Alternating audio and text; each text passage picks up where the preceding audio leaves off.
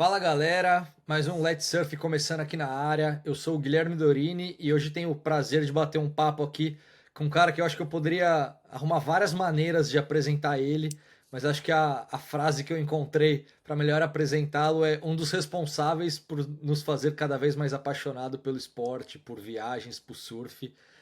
Tenho o prazer de receber aqui hoje Rafael Melim, e para quem não associou o Rafael, ainda não fez a ligação, ele é um dos caras por trás do Grupo Sal, e Grupo Sal que é um dos grandes parceiros do canal Off, e por isso que eu falo que é um dos responsáveis, porque não que eu fosse criança, mas eu passei um bom tempo assim assistindo o canal Off, acho que foi uma coisa que acabou, uma novidade que acabou não chocando, mas enfim, fazendo parte assim da vida de muitas pessoas que tinham essa ligação com radicais de alguma maneira, e as produções do Sal, enfim, entraram nessa leva.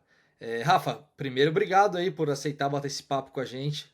Foram algumas Imagina, tentativas obrigado para a gente você. arrumar essa data, mas rolou. Desculpa a demora. Nada. Obrigado você pelo convite, cara. Adorei. Já seguia o podcast no Instagram, de vez em quando dava uma ouvida nas coisas e eu curto bastante. Parabéns. Pô, irado, bacana. Antes da gente começar, de fato, só pedir pra galera o básico lá pra gente continuar. A gente vai falar isso no papo de quem tenta. Eu ainda não tô tentando viver disso, eu tenho outros trabalhos, outras coisas, mas enfim, quem sabe um dia no futuro. Então, se a galera puder pelo menos dar aquela valorizada, dar uma curtida, se inscrever no canal principalmente, compartilhar, comentar. Se quiser estar no Spotify, a gente tá lá no Spotify pra ouvir no carro, pra lavar a louça. Enfim, como vocês preferirem. Rafa, e aí, para a gente começar, eu acho que antes da gente cair direto em Grupo Sal, em produções e trabalho e rotina, queria conhecer um pouco. Eu conheço um pouco da sua história já de te acompanhar, a gente estava falando aqui um pouquinho em off, mas de repente para a galera que está assistindo, contar um pouco de quem é o Rafa, onde o Rafa cresceu. Bom, acho que foi Zona Sul do Rio, né? Alguma coisa assim. Zona É, Sul do Rio. e a conexão com o surf é de moleque, de criança? Quando que se deu isso? Cara, pô, é pra voltar tanto assim, a gente vai A demorar. gente Quanto tempo a pode. gente tem pra A falar? gente tem uma horinha só, mas vamos fazer, se você quiser, só para dar um contextozinho pra galera saber um pouquinho quem é você. Bom, Vou ficar, vou ficar de olho na hora aqui, porque se deixar, às vezes eu desando a não, falar. eu te ajudo. Vai editando, você vai me Fica editando. tranquilo. Vou para o início, um breve início. Eu sou carioca, morei a vida inteira no Rio, salvo recentemente por um período curto fora. Criado em Ipanema, já morador do Leblon, que é a mesma praia tecnicamente, nos últimos 15 anos, mas sou aqui da Zona Sul. E esbarrei no surf, acho que da mesma maneira que muita gente aqui no Rio, né? A gente mora de frente para a praia, então acho que sempre teve essa ligação de alguma forma, né? De acompanhar, tá na praia toda hora. Comecei com bodyboard até um dia que eu assisti, acredite ou não, não sei nem se eu já contei essa história em alguma entrevista. O motivo que me fez assim, o pontapé mesmo final, que me fez ingressar no surf de vez, foi assistir Caçadores de Emoção, que era o filme do Patrick Swayze com o Keanu Reeves, que pro surf é um filme bizarro, sempre foi zoado pela turma dentro do surf, porque as cenas de surf são todas cortadas, história de assaltante de banco, mas eu tinha 13 anos, eu fiquei fascinado com aquele negócio quando eu vi, assim, já comprava fluir de moleque, desde Pode que eu tinha crer. 8, 9 anos de idade, admirava, mas não tinha ido pra praia pegar onda, pegava onda de bodyboard sem pé de pato, não sabia nem como é que fazia. E quando eu assisti aquele troço, falei, caraca, esse negócio é incrível mesmo. E aí eu comecei a ler as matérias da Fluir que eu tinha e nunca tinha lido, e falei, pô, tá aí um universo que eu tenho que participar. E aí fiquei meses tentando aprender Ipanema sozinho, com a prancha. Isso é início da Mas você década de tinha 90. amigo já que surfava, uma galera pra te Não tinha acompanhar? nenhum. Nada? Eu era o primeiro da minha escola, assim, o primeiro da minha sala. Acho que na minha escola tinham dois caras, assim, 3 anos acima que pegavam onda. Eu não conhecia, não tinha notícia de ninguém. Fui descobrir. Aí depois, né, essa história, pô, eu quero começar a pegar onda e descobri que meu primo de segundo grau era o Vitor Vasconcelos, que é um puta shaper da Hot Chic, que é shaper há milhões de Da anos. hora. Meu pai falou: não, você tem um primo que é shaper. Eu falo sério. Aí quem é esse? Ah, esse cara aqui. Na época eu não sabia nada de surf. Eu, liga para ele fazer uma consultoria de prancha. Ele ajudou a fazer uma consultoria de prancha. Cara, na época todo mundo usava aquelas pranchas inspiradas nos modelos do Kelly que ele fazia com o Almeric, que eram fininhas, estreitas, com curva, horrível para aprender. E, pô, meu pai me deu de presente de aniversário de 14 anos uma dessa. Cara, foram meses para aprender a ficar em pé. No começo eu sabia nem que tinha que passar parafina. Ipanema é um dos Foi piores lugares sozinho do mundo mesmo. para aprender. sozinho mesmo, indo pra praia sozinho no final de semana, ia com a família e ficava, tentava ali. E, cara, anos, assim, zero talento, nenhum jeito pro negócio, meses para ficar em pé, e fui desenvolvendo, fui ficando, obviamente, cada vez mais fissurado, que é o que acontece. Confesso que a essa altura eu achei que já teria passado, estou preocupado porque foram 30 anos, estou com 44 agora, comecei 14, 30 anos depois eu acho que eu estou pior, eu acho que eu gosto mais agora. E talvez não, acho que certamente eu tento fazer mais esforço agora para pegar onda do que eu fazia quando estava na escola, na faculdade.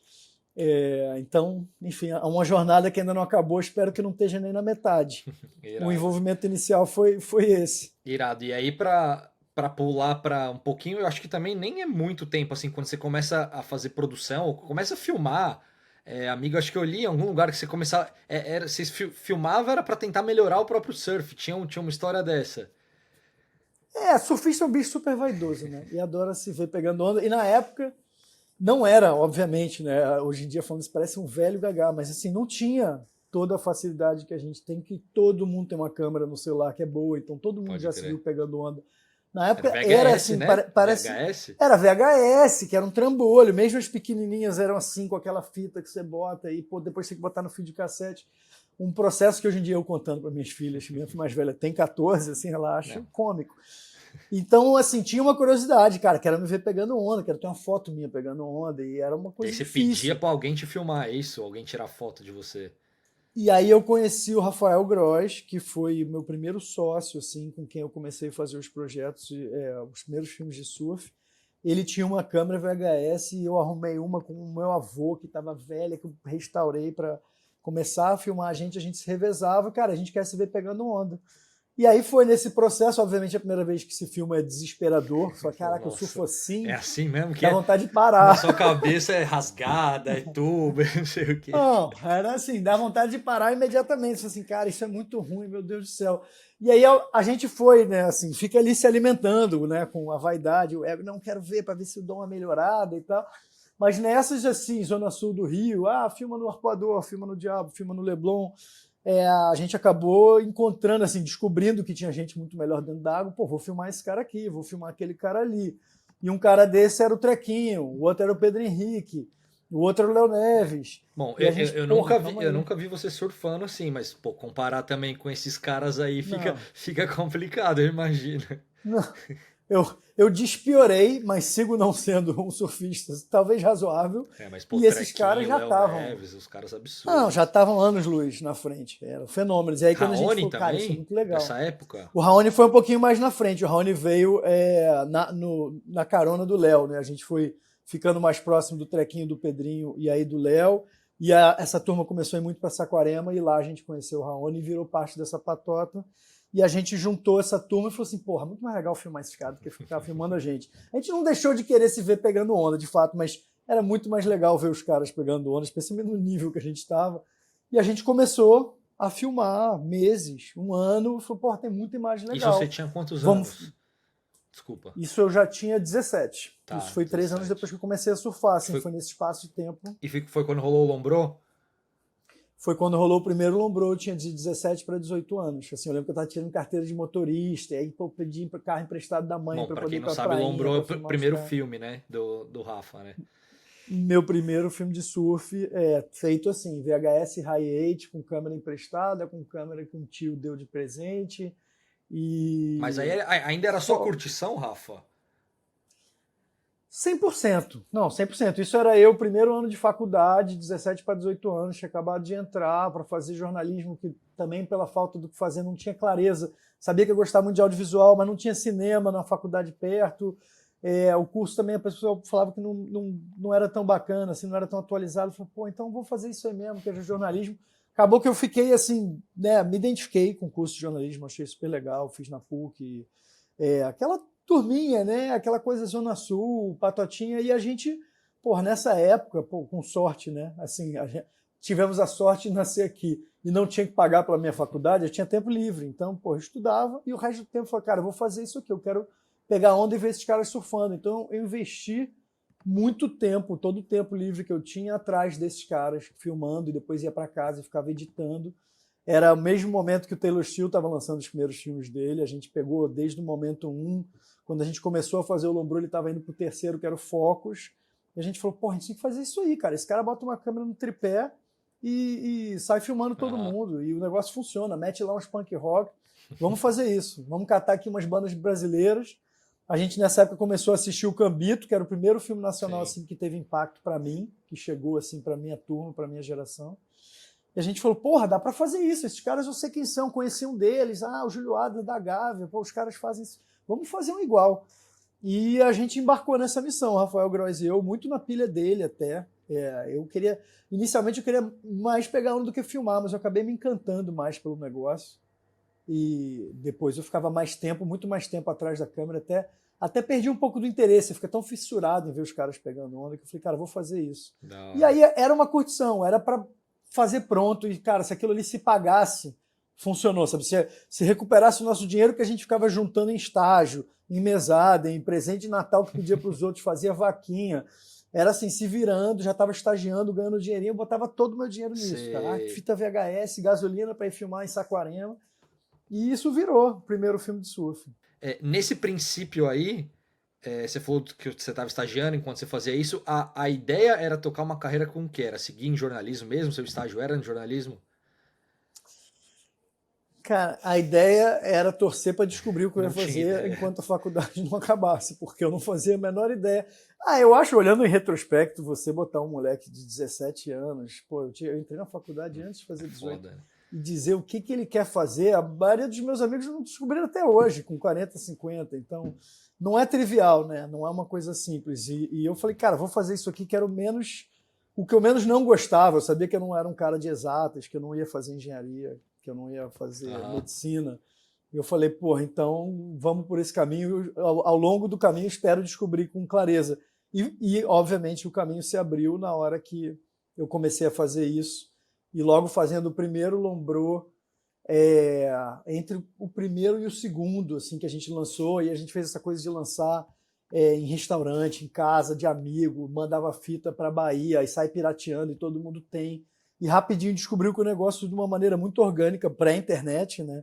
Ainda mais vídeo na internet. Naquela época, no máximo, tinha e-mail, mas ninguém mandava trocar vídeo na internet, que era muito pesado. Sim. Então, a gente descobriu que o negócio foi se espalhando e a gente ia para os campeonatinhos, aí ia para São Paulo, para Marizias, não sei onde, os caras, pô, eu vi o Lombrou, tem outra Copa. A gente falou, caramba, maneiro, esse negócio está circulando. Vamos tentar, sei lá, ir atrás de patrocínio de marca. E a gente foi, ligava na cara dura, os atletas apresentavam, pô, vamos na Hang Loose, vamos na Hip Cool. E começou a ter os primeiros apoiozinhos, assim, para pagar um custo de viagem, para pagar gasolina, besteira, para fazer o segundo Lombrou. E aí foi quando apareceu, no segundo Lombrou a gente estava produzindo, precisava até editar, ainda não sabia onde é que eu ia editar. E o Marcelo Andrade, que o cara que há anos fez TV e que participa, né, dos bastidores do surf há muitos anos, que tem o Surf Sem Comentários, o canal dele, e é comentarista do Por Trás do Tour, junto com o Zobarão e Guaraná, junto com o Zobarão e o Marcelo Boscoli, e eu sou fã, né, deles e assim, do Marcelo há muito tempo. Ele falou, cara, eu estou trabalhando numa produtora, que era a KN Video, a gente está produzindo uns programas para o Sport TV, e tem que fazer um negócio aqui, precisa de uma molecada para filmar, para aparecer, cara, vai ser o perfil ideal. Quer vir tentar fazer um negócio? E foi assim, tinha feito um filme de surf, estava na faculdade, segundo ano de faculdade.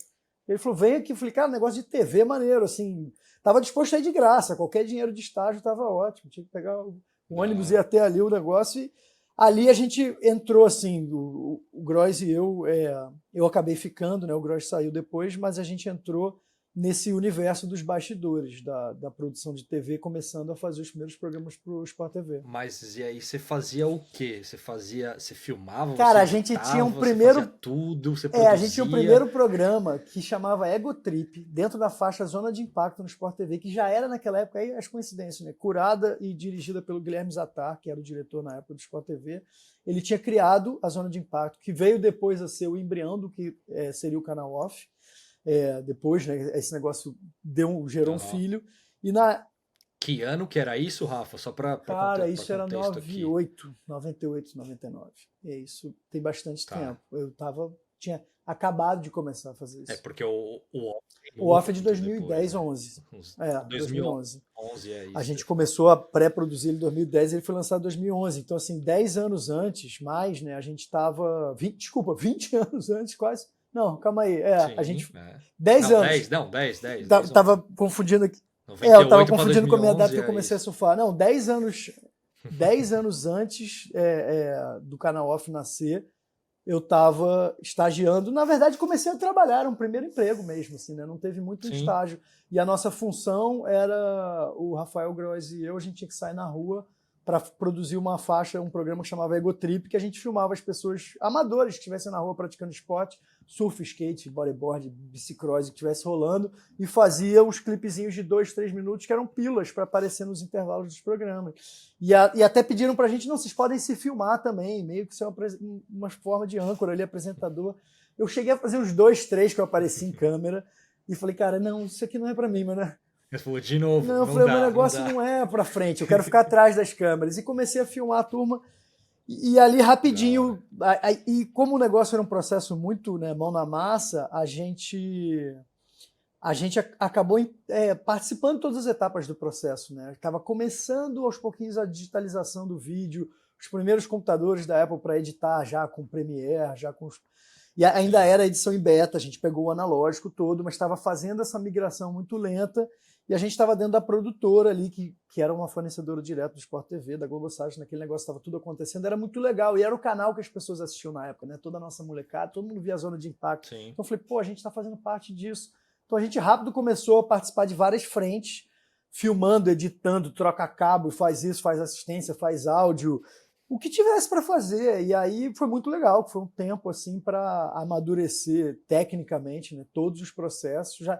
Aí a Sim. faculdade até começou a ficar assim, porra, legal, a faculdade, eu queria acabar porque eu queria fazer aquilo. De jornalismo ainda. Eu também sou formado, não sei se você chegou a se formar, mas eu me formei em jornalismo também. Mas depois de um tempo, assim, não que não seja importante, é importante, estudem, vão atrás das coisas, mas é que depois de um tempo, quando você já tá você tá na área, você já tá trabalhando, ou tá, por exemplo, você já tinha ido pro audiovisual, que já tava indo num caminho, ainda que tivesse uma conexão com o jornalismo ali, mas um caminho meio paralelo ali, né? Você acaba vendo. As coisas teóricas acabam começando a ficar um pouco mais chatas ali na Nessa faculdade. idade, especialmente, assim, hoje em dia eu tenho muito Totalmente. mais apreço por estudar a parte Total, acadêmica, total. teórica e formal do que eu tinha há 25 anos atrás, assim, com 18 anos. Moleque, né? Queria surfar É, e fazer imagem. eu queria pegar onda, eu queria estar com a mão na massa, sabe? E a história de estar trabalhando com isso e ter descoberto uma paixão e ter uma remuneração, por menor que fosse, cara, eu tava ganhando dinheiro com 18 anos, eu pago minhas contas, Pode meu celular, crer. minha gasolina, daqui a pouco eu vou juntar para comprar um carro. O negócio despertou, assim, né, uma independência que, pô, você fica um pouco sem saco para a faculdade. Hoje em dia eu adoraria fazer uma segunda, a terceira formação de faculdade. Falta um pouco do tempo, mas, né, tento, quando dá, ler as coisas que eu não conseguia ler, moleque, o curso que eu entendia, que já davam nessa época. Assim, o curso era bom, o aluno aqui não estava preparado, né? E Mas daí, ajudou. Rafa, eu ia falar daí, desse seu estágio aí, pra criação do sal, quanto tempo a gente tá falando aí de. É rápido ou não? Cara, foi um caminho Quando muito que. orgânico e eu acho que eu nunca parei para fazer as contas, mas aqui o timeline aqui em retrospecto rápido, eu fiquei uns 2 anos ou 3, se eu não me engano, na KN, e em paralelo continuei fazendo os filmes de surf. Depois do segundo Lombro que a gente editou lá, a gente começou a fazer os filmes para Hip Cool, a convite do Felipe Silveira, que era presidente na época, e depois do Mas Ale não era Augusto. sal ainda. Não, isso era freela, assim, eu sozinho, ainda muito Tá, pode moleque. crer. O Sal é de 2007, assim, o Sal Ah, é tá, tem um bem mais tempo na aí. frente. Eu já estava formado, já estava trabalhando com isso, já tinha feito 10 filmes de surf quando lançou o Então, Sal. antes da gente chegar no sal, então, você falou que depois você fez umas produções para Ripcure. Como é que foi? A galera começava a te procurar para você produzir É, quando, comercial, quando a produzir Hip Cool, vídeo? quando a Hip Cool foi licenciada assim, oficialmente no Brasil e começou a ter que produzir o próprio conteúdo e ter uma campanha própria de marketing com os próprios atletas, Júnior Faria, o André Serrano tinha uma turma, uma equipe que eles estavam montando naquela época muito legal. Eles precisavam fazer o conteúdo para a molecada e falou assim, quem pode produzir? Pô, um moleque da idade, e era, por acaso, eu estava ali naquela cena, o negócio meio que caiu, assim, o convite, por causa dos lombros que já estavam circulando e que a turma estava gostando de Aham. ver. Falou, pô, vou botar esse cara para cuidar dos filmes da marca, e a gente fez 4, 5 filmes seguidos da Rip Cool que foram muito legais, os Search Sessions, que viajavam pelo Brasil. os Grom Search, que eram os filmes dos campeonatinhos, da molecada. E depois isso levou o convite da Hang Loose para fazer os filmes da Hang Loose, que eram os primeiros filmes assim, de uma marca originalmente brasileira, com a equipe brasileira que já era o Pygmeu. Mas você já tinha uma equipe? Como que era Cara, esse isso processo? tudo era eu sozinho, o Groy já não estava mais trabalhando comigo, era eu com uma Sozinho pra câmera fazer tudo. para fazer tudo, para filmar, para dar telefone. E nesse período que eu comecei a fazer os filmes da Hang Loose, isso 2004, 2005, já assim, tinha acabado de sair da faculdade, Tá. tava trabalhando no quarto da casa da minha mãe, já tinha o dinheiro assim para fazer minhas coisas. Falei, cara, acho que eu vou sair daqui. Não, em vez de eu morar sozinho, eu vou alugar uma sala para trabalhar. E aí eu aluguei. Aí essa coisa, né? Turma de praia, não sei o que. Quem conhece, eu tinha conhecido na KN o Marcelo Viana, que é hoje em dia meu sócio, quem fundou o Sal Sim. comigo, quem teve a ideia de botar o Sal de pé. E ele falou, cara, tô com uma sala montando uma agência, na verdade era um estúdio de design com a turma, a galera, os grafiteiros, a galera da Flashback Crew, que depois, né, de lá saiu o Rod, que é um dos pessoas que trabalham com a gente, um dos sócios do Sal hoje em dia, saiu o Tomás Viano Toys, que é né, artista super famoso hoje em dia, e essa turma tava ali nesse apartamento, que era do Jonas Rocha, que é DJ surfista também, todo mundo de alguma forma passava pelo surf. Sim. O cara falou, pô, quer rachar? A gente não tem grana para rachar o AP inteiro. Vamos rachar aqui, a gente divide em salas. E eu fui para lá com uma sala e chamei para trabalhar um amigo do meu irmão mais novo, que era o Bruno Lins, que virou o meu primeiro sócio, né, na empresa para valer. E ali eu estava entregando os filmes da Hang Loose, fazendo tudo sozinho. Vai no correio, faz telefone. O Marcelo me ajudava. Cara, eu tinha que te ensinar a montar um orçamento. Eu não sabia. O Marcelo é 7 anos mais velho. Cara, não, Marcelo, o Alf me chamou para fazer o filme da Hang Loose aqui, quanto que eu cobro? Ele, cara, calma aí, vamos sentar, faz umas contas. Quanto que custa não sei o que, quanto você vai gastar em fita? E a gente fazia, assim, muito de orelhada, sabe? Aprendendo, literalmente fazendo. Não, então passa aí e fala, porra, será, caramba, vai dar 40 mil reais o filme, será que ela vai pagar isso? Não vai pagar. É sempre Não, assim. Quem tá começando, e não importa a época, todo mundo se pega pensando, caralho, mas será que é muito dinheiro? Será que eu peço isso? Será que eu peço mais? Aí você pede menos do que você acha, porra, podia ter pedido mais. mas para isso eu tenho uma história fantástica sobre isso, que poucas vezes eu acho que eu não sei se eu acho que eu só contei isso no privado, cara, que é muito legal dessas coincidências que são coincidências felizes quando você tá lá na ralação do cacete, eu acho que as coisas começam a acontecer, né? Nunca é só sorte, mas foi uma puta sorte nesse sentido.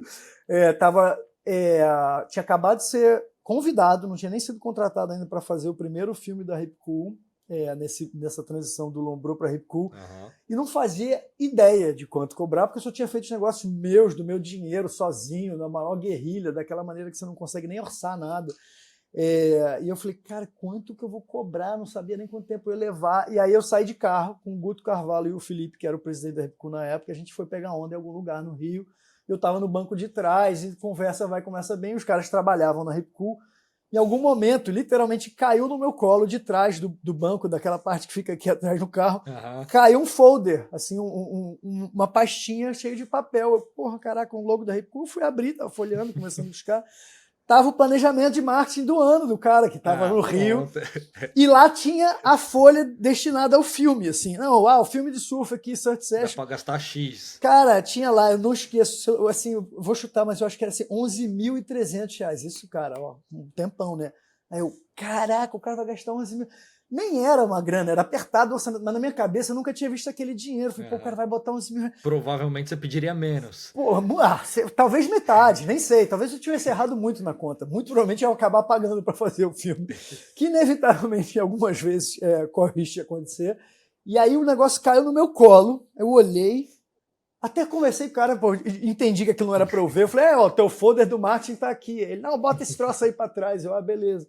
E aí deu 2 dias e tal, o cara manda o orçamento. Eu mandei tipo, exatamente o valor que eu tinha visto. Acho que eu tirei R$100 do negócio. E dali rolou. Então, assim, eu fui tomando uma base e descobrindo no processo de tentativa e erro total. Foi 100% orgânico fazendo isso, até conseguir alugar essa salinha. E dessa salinha a gente ficou uns anos lá. E aí começamos a atender os primeiros clientes fora do surf. Que aí uma marca do surf não quer fazer só o vídeo, quer fazer um comercial de TV para o Sport TV. 30 segundos, pô, legal. A gente aprende um negócio diferente.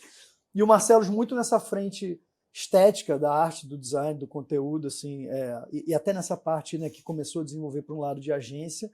E eu tocando essa frente audiovisual, a gente começou a ver que tinha muita sinergia, muita coisa em comum. O Bruno já estava junto, o Márcio Viana, irmão do Marcelo, já estava junto. Em algum momento, nós 4 ali, já tinha saído de um apartamento da Lagoa para um pouquinho maior. E ele falou, cara, temos vários clientes aqui que estão rolando a possibilidade de pegar, de repente pode ter uma conta maior, o negócio dos filmes de surf estão rolando, né? E tinha esses pequenos trabalhinhos ainda para TV muito esporádicos, em colaborações assim como freelancer para programas. Não existia canal off, nada. E o Marcelo falou, cara, eu acho que a gente tem que juntar esse troço, e a gente faz uma parte de design, uma parte de audiovisual. E isso foi o primeiro embrião que veio a se chamar o Grupo Sal uns anos depois. Em 2007 a gente foi para uma casa, no Joá, eram 3 empresas no início, depois viraram 2, que era a Melim Vídeos e a Mar Design, e isso virou o Grupo Sal, e lá se vão 17 anos esse ano, vou fazer, acho que faz 18 no final do ano. E aí ele foi criado, a concepção, a intenção do Grupo Sal era de fato dar conta desses projetos que estavam entrando a princípio. Cara, a Vocês não intenção... imaginavam, por exemplo, eu imagino que vocês não imaginavam a proporção que isso ia tomar, mesmo porque não tinha o canal, mas aí então, só pra gente avançar um pouquinho mais, aí vocês criam um canal, você pode falar um pouco da intenção, mas aí você falou 2007, é isso? Sim. 2007 você falou que vocês começaram a produzir pro off em 2010. São 3 aninhos ali, que não é um período muito longo.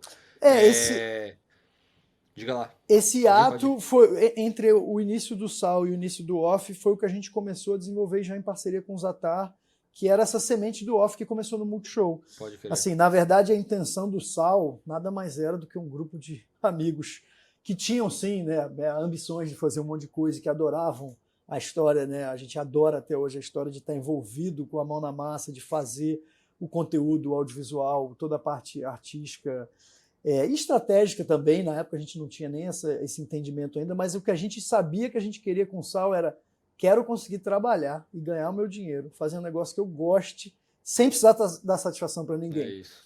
É óbvio que a gente descobriu ao longo do caminho que sem dar satisfação para ninguém mesmo, não dá, porque se não tem chefe, você tem cliente, você tem outras coisas, você tem sócios, você tem uma rede de pessoas sempre, até porque o audiovisual, todo esse processo artístico, ele é muito colaborativo, né?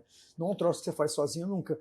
Mas a gente tinha essa gana de, cara, assim, eu não quero dar satisfação, eu não quero ter horário, eu quero um lugar que a gente possa ir de bermuda, sabe? Todo mundo morava no Rio, eu nunca tinha colocado uma calça, sigo não tendo colocado, salvo para casamentos e quando vou para o hemisfério norte no inverno. Sou desse time aí também. Assim, é um negócio que assim, a gente não queria, a gente queria trabalhar assim, de camiseta, de short como eu tô, assim, sair da praia direto, e era uma casa que a gente conseguiu também nessa coisa, porque um amigo tá saindo da casa e vai emprestar mais barato, e só pagar os custos disso, e a gente vamos lá, e era perto da praia, então a gente podia sair do surf. Era um negócio orgânico que a gente gostava de fazer, não tinha a intenção de ficar de tamanho X ou Y, mas a gente gostava tanto e passava tantas horas e dias e noites que o troço foi andando. E aí era Grupo Sal, por causa, imagino, de água do mar, de salgado, então a relação com o surf era o carro-chefe, a intenção era que o surf seria o foco da agência? Não era. Eram os trabalhos que a gente tinha acesso naquele momento. Parte deles, eu estava começando a fazer umas coisas de moda, eu estava começando a fazer documentários de música em parceria com o Bruno Natal, que é o diretor que me convidou na época. Cara, pô, trouxe pra gente fazer o documentário do Chico Buarque, da Vanessa da Mata, com o Ben Harper, do Dub Echoes, que é um documentário inteiro feito sobre dub, a origem do dub da Jamaica. Enfim, a gente começou, do J Quest, a gente começou a entrar para esse lugar da música, mas era um conteúdo, assim, de certa forma, todos conteúdos jovens, sabe? Que tinha de alguma forma, um pé na praia, um pé na música, no que a gente gostava e estava metido de fato, assim, né? Vivendo naquela ocasião. Então foi muito autêntico nesse sentido. A gente não tinha o foco, assim, eu adoraria se dissesse lá atrás, poxa, eu vou tentar trabalhar com surf. Eu nem tentei só fazer isso ou fazer isso. Era o caminho que ia aparecendo pelo ambiente que a gente estava vivendo, e aí você vai circulando entre as marcas, entre os atletas, e vai ficando mais fácil navegar ali. Mas é lógico que, assim, as pessoas, o próprio Felipe, que me deu o primeiro filme da Rip Cool para fazer, ele falou: cara, você nunca vai ganhar dinheiro, pagar suas contas só trabalhando com surf. E eu lembro que eu fiquei com isso, eu falei assim, não, eu vou provar esse cara que é possível. Depois eu até esqueci e fui tocar a vida.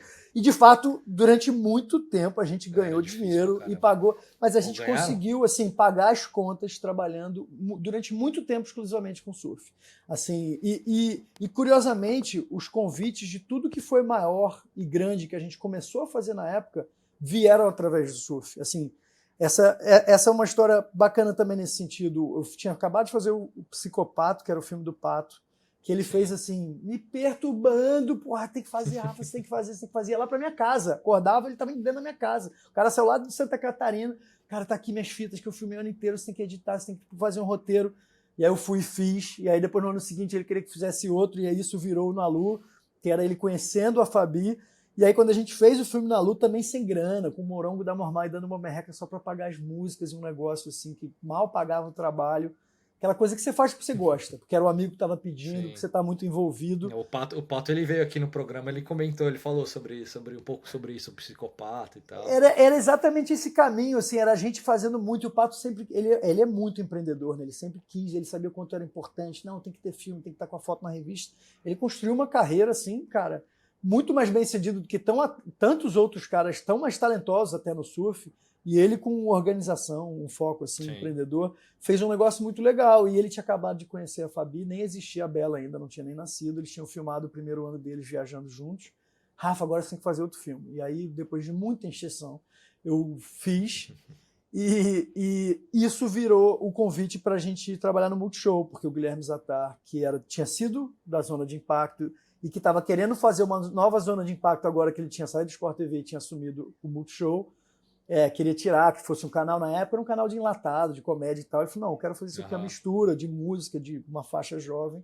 E queria trazer a Zona de Impacto de volta, acabou virando uma outra coisa dentro do Multishow. Ele falou, cara, ele assistiu o Nalu, ficou encantado, e falou, pô, isso aqui podia ser um programa de TV. Ele assim, tem muita clareza, né, é super visionário nessas coisas. E ele falou, cara, isso aqui pode ser história, o que vocês têm aí? Eu falei, tem esse negócio aqui. Ele falou, pô, adorei esse filme, vamos tentar, ó, o casal tá viajando agora, eles têm uma filha. Pô, tem uma filha? Não, vamos fazer essa história. E isso virou o primeiro programa nosso. O Nalu ficou, sei lá, 15 anos no ar. Se eu não me engano, se não é o mais antigo, é certamente um dos programas mais antigos, né, que ficaram mais tempo no ar seguido, sem intervalo. Sim, na TV a cabo no Brasil. Alguns dos programas mais antigos do mundo, assim, nesse aspecto, né, nesse gênero de viagem, de família, foi um dos primeiros, né, que depois deu um pontapé para tantas outras pessoas fazerem. Então foi um negócio que começou também de uma forma que a gente não previa. Um programa está fazendo, tem esse outro, vamos fazer isso. Quando olhou, a gente estava produzindo um monte de coisa para o Multishow, a gente virou agência do Multishow de comunicação, cuidava da comunicação deles, né? O Marcelo fez o primeiro posicionamento do canal nessa fase do Zattar, de A Vida Sem Roteiro, de toda aquela campanha assim, que foi super bem sucedido. E, obviamente, daí abriu para um universo de um monte de coisa. Aí a Nike estava chegando no Brasil com a Nike 6.0, precisava de uma turma que entendesse de praia, viu uma matéria nossa na revista e falou, são esses caras. E aí a coisa começa a circular, mas foi engraçado que quase todas as entradas dos nossos primeiros grandes clientes chegaram de alguma forma, se não pelo surf, por tabela do surf. Então, sim, essa história assim, se fechou muito bacana, até o momento que aí realmente o surf diminuiu muito de importância dentro do SAL, continuou sempre super querido e até hoje estamos muito envolvidos.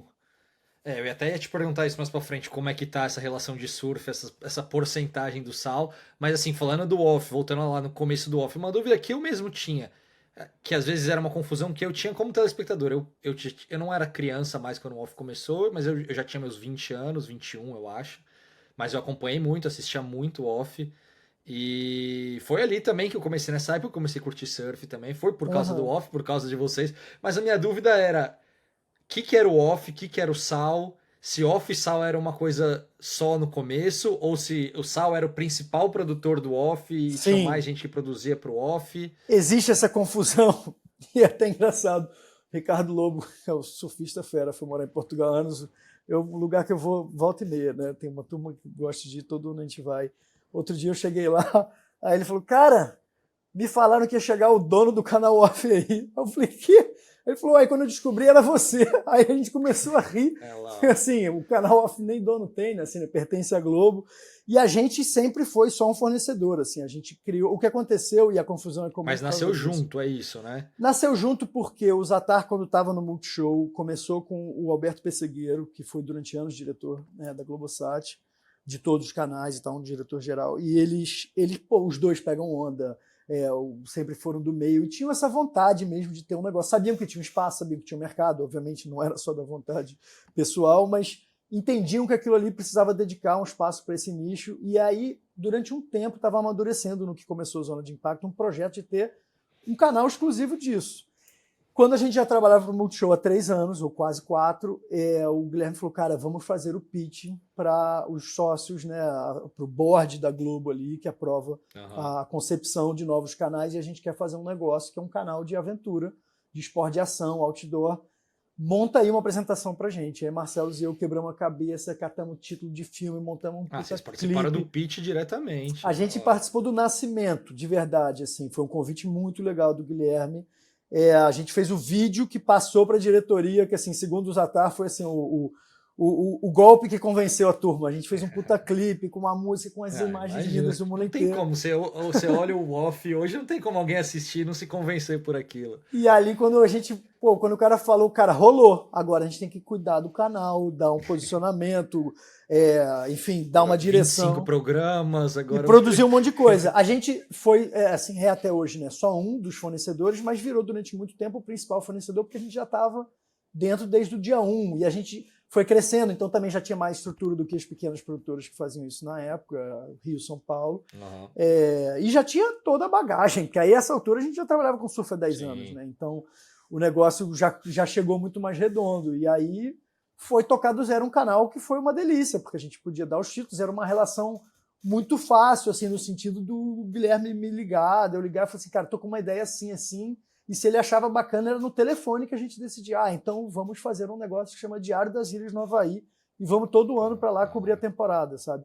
Então era muito legal, assim, o Guilherme gostava muito de experimentar, os orçamentos eram apertados, sim, porque ele queria dar oportunidade para todo mundo, mas você ia na guerrilha, fazia, no meio disso algumas coisas não eram primorosas, mas teve muita coisa muito legal que deu super certo, e foi uma segunda ou terceira puta escola pra gente, em que a gente aprendeu pra cacete, porque também, de novo, eram equipes pequenas, a gente fazia um monte de coisa ao mesmo tempo, mas estava lá, vendo o resultado prático na TV direto, e ali é que você amadurece, né, fazendo o negócio, já envolvido com as marcas. Então, teve essa transição, e nesse momento o Sal também estava fazendo marcas de coisas totalmente fora do surf. A própria Nike, que começou com 6.0, depois desenvolveu para toda a linha de futebol e running, que a gente fez durante muito tempo projetos com eles. Aí entrou o Google, com o Waze, as cervejas, a gente fez Corona, a gente fez Kona para a Ambev.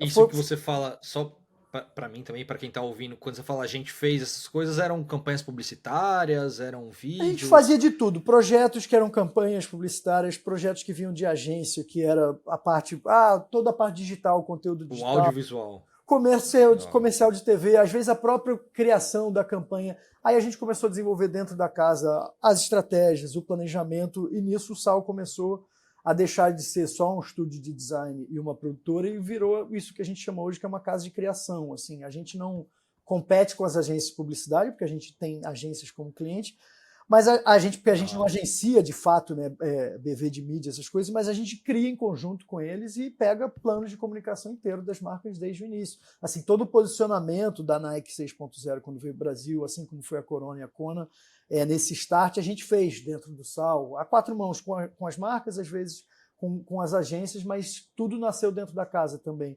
E aí, nesse momento, o surf começou a perder, né, assim, a importância, não a importância, mas a relevância financeira que tinha dentro do Sal, e começou a ser mais um dos nichos que a gente fazia, junto com música, com cultura jovem, com as marcas que sejam quais forem, a gente fez Domino's Pizza, e esses clientes ficaram até hoje, né? O Grupo Trigo, o Waze... Que ano que é isso, Rafa? Que começa a Cara, isso foi perder, não importância, mas perder, que você falou, relevância financeira, talvez? Isso foi a partir do 2009, porque, assim, 2010, porque aí o off trouxe de novo e equilibrou a história. Porque isso que eu tava tentando me localizar na linha do tempo, porque eu imagino que a hora que chegou o off, aí deve ter dado um boom ali, né? O off deu esse boom, porque aí eram 7, 8 produções, 9 todo ano, né? A gente chegou a fazer 10 séries inteiras com 120 episódios num ano de TV, assim, de 25 minutos, que é muita coisa. E nesse já momento... era uma equipe grande, Rafa? Já era uma equipe Cara, grande nessa época o Grupo Sal ainda fazia tudo? Não. Nesse espaço entre 2007, que a gente foi para essa casa, e 2011, quando o Canal Off começou, nesse espaço de 4 anos que a gente passou pelo Multishow, por essas primeiras marcas, pela entrada da Nike, o Grupo Sal saiu de 6 pessoas para 50, assim, em 4 anos. Então, quando chegou E em 2011, no nascimento do Waffle, em 2012, a gente já tinha ido para a nossa segunda casa no Joá e já tinham 47, 50 pessoas entre colaboradores mais. E aí já era um negócio. Mas aquele Rafa lá de trás, lá, que é o cara que gostava de filmar, de tá, que gostava de viajar e tal, nessas produções, por mais que eu acho que você já devia ter um cargo mais de gerencial, digamos, da coisa por trás, mas o Rafa viajava, você filmava ainda, ou você só ia lá Cara, para dirigir? Como que você aproveitava esse momento? Se é que esse, aproveitava? esse Rafa tá brigando com isso até agora. É, Imagino. assim, eu adorava, não, eu adoro botar a mão na massa, é a parte que eu mais gosto, mas obviamente que eu fui cada vez mais necessário na produção executiva, sentado discutindo orçamento, criando até e fazendo os roteiros, mas assim, eu não podia mais fazer 30, 60 dias de viagem para uma externa, até porque nesse meio do caminho eu casei, aí fui ter filho, assim, Família é o porra, próximo tópico que ia ter entrar aqui. assim, enquanto eu era só namorado, solteiro, cara, eu passava 6, 7 meses por ano viajado intercalado, né? Ficava 2 semanas, ficava um mês, voltava toda hora de algum canto e tudo Aí quando certo, chega vai tocando. filhas, né? 2 filhas, né? 2 filhas que agora já estão grandes, então assim, nesse momento que elas nasceram, eu falei, cara, essas viagens mais longas eu não faço mais, assim, fiz muito poucas ao longo dos anos, talvez uma a cada 2 anos. Continuei viajando sim, mas o que eu fiz, que foi uma decisão, demorou um tempo para fazer essa transição, aí por falta de ter que priorizar o tempo, cara, as viagens que passavam de uma semana eram para eu ir pegar onda, ou era com a família, e eu ia surfar, e era o lugar que eu ia de lazer, e as outras coisas eu tinha que ir pontualmente para ir lá e formatar um negócio, assim, o Nalu, Pode eu nunca crer. viajei com pato, de fato, assim, longamente, a gente foi para a Indonésia uma vez que a gente estava lá junto, eu ensinei ali o máximo que eu podia nas 2 ocasiões que a gente esteve viajando junto, e o resto do tempo é um curso que a gente fazia já, né? A gente estava sem querer inventando toda essa história de fazer remoto e à distância, já desde aquela época. Assim, eu defendo a história do trabalho remoto há muitos anos, porque eu já fazia assim. Hoje em dia eu até não quero, eu quero menos, eu quero mais presencial, porque passou muito do ponto. Mas é uma coisa que a gente já fazia assim, mandava todos os guias de filmagem, cara, eram centenas de páginas com foto, Da com hora. vídeo, que a Fabi e o Pato, e a Fabi me ligava, mas Rafa, eu comprei essa câmera assim, como é que faz? Então faz assim, compra tal tripé, faz desse jeito, aí mandava um enquadramento que tinha que fazer entrevista. O negócio foi evoluindo muito É que desse também hoje não jeito. tinha. Hoje tem YouTube, você digita qualquer coisa no YouTube, Pô, você vai aprendendo, né? exatamente, a gente foi fazendo na orelhada Na época. total. Eu li o que tinha de livro, eu assistia todos os filmes que eu podia. Não fiz, né, a formação teórica de cinema, então fui Aham. aprendendo literalmente fazendo e com os meus gurus, né? Sempre tem o Marcelo, 17 anos mais velho, me ensinou muita coisa. E ele trouxe a turma que era a banda, né? Que é o PP César, o Júlio Adler e o Gustavo Bomba, que assim são caras que têm 8, 10 anos mais velhos que eu e que têm uma bagagem, que já faziam isso e que eu admiro pra caramba. Então fui aprendendo muita coisa, fui aprendendo vendo o Bocão trabalhar e tudo que ele já fazia na TV. Ficava pescando, né? No que eu podia. Aprendi na KN, aprendi com o Zatar pra caramba e depois na estrutura ali dentro da Globo. A gente foi vivendo e absorvendo e eu fui sempre nesse dilema, cara, assim, brigando entre o cara que queria estar na frente com a mão na massa, o que precisava estar na estrutura empresarial no escritório e o que queria muito pegar onda, porque assim, no meio disso tudo tinha assim, cara, não podia parar de pegar onda. Né? E quando você Então, viajava, você conseguia aproveitar? Porque eu acabei de lembrar do papo que eu tive aqui com o Pastore. A gente bateu um papo aqui no programa também. E ele falando, cara, assim, teve um momento ali que eu ficava louco, que assim, eu queria aproveitar, é claro, mas, cara, tipo, acho que ele me contou uma experiência, eu não lembro qual que era o programa agora. com certeza algum Não com a sei se era com gente. vocês. Com Era com certeza era. vocês, Provavelmente o provavelmente. roteiro das ondas, que é onde ele mais E rala. ele falou que ofereceram para para ele fazer tudo, para ele dirigir, para ele produzir, era um que ele ia fazer tudo. Foi Ele a falou, gente. cara, e eu tava ficando maluco, que eu tinha que cuidar dos vouchers da equipe, eu tinha que cuidar do carro, e aí ver se o take do drone tava pegando bem, que não sei o quê. Cara, não dava conta, assim, É, era. e é exatamente isso que acontece. A real é que quando a gente vai para uma viagem dessa, por mais glamouroso que seja, tô indo viajar para Bali, para Tahiti, não sei onde, para filmar um programa de TV, mesmo que seja de surf, às vezes nem é exatamente isso, mas mesmo que seja de praia, de Aham. surf, sua cabeça não tá em vou pegar, para que horas que vai dar para eu pegar a prancha e pegar onda, entendeu? E eu fui muitas vezes para o Havaí assim, né? E sou maroleiro convicto até hoje. Mas eu sou o maroleiro que queria surfar pipeline, que queria pegar um sunsetzinho até um certo tamanho, né? Ali até uns 6, 8 pés, mais do que isso já não dava. Mas eu queria. Mas não, o Havaí não é um lugar que você tem meia hora livre, pega a prancha e dá a queda em Ah, pipe. É um tá. troço, Você sim. precisa ficar 6 horas ali pra pegar uma. O Pastore até consegue, o Medina certamente consegue. É lógico, é Eu tenho que lógico. me preparar 2 dias antes, já tá ali, cara, mentalizando. Então, Você vai indo e Não você vai tem como vendo. com o trampo, né? Você vai vendo que você trabalha, você curte o lugar, mas pegar onda mesmo, tá dentro d'água, você pega pouco. Você pega pouco. E quando eu passei 10 anos viajando, filmando surf, dirigindo surf, e até as campanhas de publicitárias e tal, e os outros projetos de TV que a gente fazia que tinham viagem, eu comecei, assim, adorava, porque trabalhar viajando é fantástico, muito melhor do que no escritório para mim.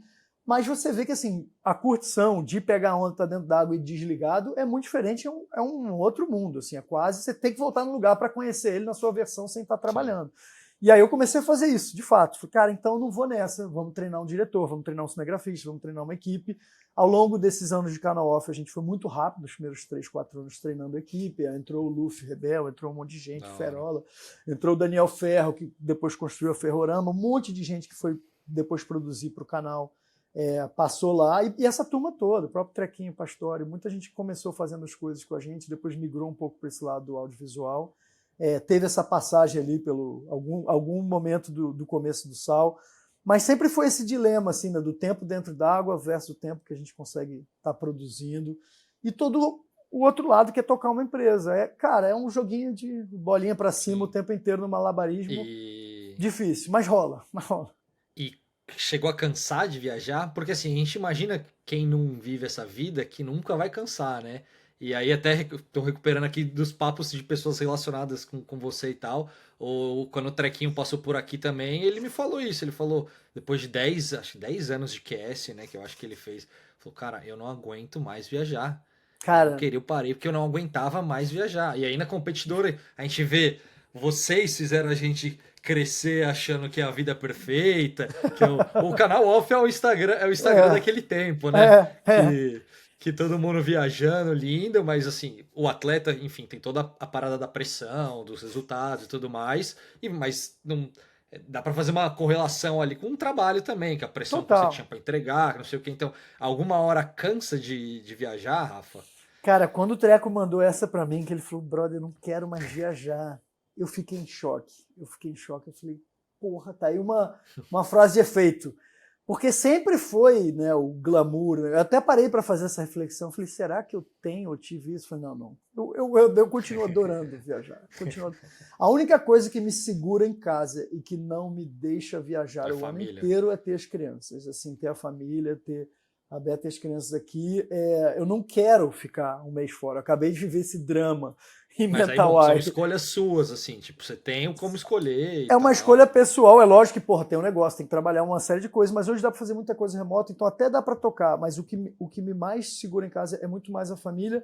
Eu sou ainda fascinado por viajar, mas tem essa distinção muito clara, o que é uma viagem de trabalho e o que é uma viagem de curtição. E eu passei a priorizar investir mais tempo nas viagens de curtição e eu vou nas de trabalho quando elas são necessárias.